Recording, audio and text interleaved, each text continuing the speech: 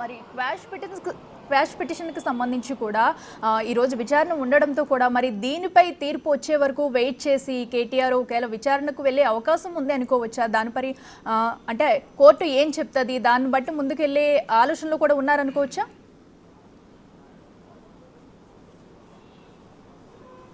Exactly, ఎందుకంటే అట్లా quash petition ఏదైతే కోర్టులో ఉందో అదంతా కూడా తీర్పు వచ్చిన తర్వాత వెళ్ళే అవకాశం ఉంటుంది. కానీ ఉదయం వచ్చినటువంటి నేపథ్యం చూస్తే ఖచ్చితంగా కూడా విచారణకి హాజరవుతారు అని చెప్పేసి బందోబస్తుని ఏర్పాటు చేయడంతో పాటు ఏసీబీ అధికారులు కూడా సిద్ధమైనటువంటి సిచ్యువేషన్ ఉంది. కానీ అక్కడి వరకు వెళ్ళి చాలా క్లియర్గా కూడా లీగల్ టీం లేకుండా ఎవరైనా సరే విచారణకు వెళ్ళినప్పుడు వాళ్ళు మాత్రమే, నిందితులుగా ఉన్నటువంటి వ్యక్తి మాత్రమే లోపలికి వెళ్ళి విచారణకి హాజరవుతారు. విచారణలో అడిగినటువంటి ప్రశ్నలన్నిటి కూడా సమాధానం చెప్పే సిచ్యువేషన్ ఉంటుంది. కానీ కేటీఆర్ ఎందుకు లీగల్ టీమ్ ని అక్కడి వరకు తీసుకువెళ్లారు? పోలీసులు చెప్తున్నా కూడా లోపలికి వెళ్లకుండా వెనుక నుంచే వెనక్కి వచ్చారు. అప్పటికే అక్కడ బీఆర్ఎస్ కి సంబంధించినటువంటి కార్యకర్తలు కావచ్చు, వాళ్ళందరూ కూడా పూర్తి స్థాయిలో అక్కడికి వచ్చారు. ఒకవేళ గొడవలు జరుగుతాయని భావించినటువంటి పోలీసులు పూర్తిగా బందోబస్తును ఏర్పాటు చేశారు. ఆ తర్వాత అక్కడ ఏదైతే ఏసీబీ ఆఫీస్ లోపలికి కూడా వెళ్లకుండా బయట నుంచే బార్కెట్స్ బయట నుంచే బీఆర్ఎస్ భవన్ కి వచ్చారు. కాబట్టి మరికొద్ది సేపట్లోనే ప్రెస్ మీట్ పెట్టే అవకాశం ఉంటుంది. ఇప్పటికే మాజీ మంత్రులు,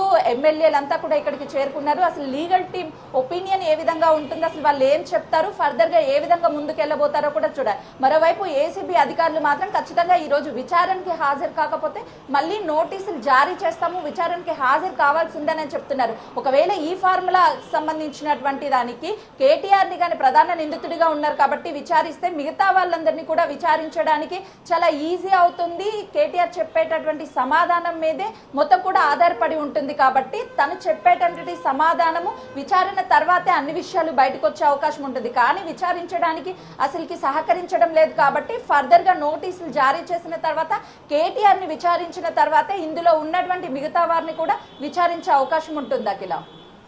రైట్ సుజాత, థ్యాంక్ యూ.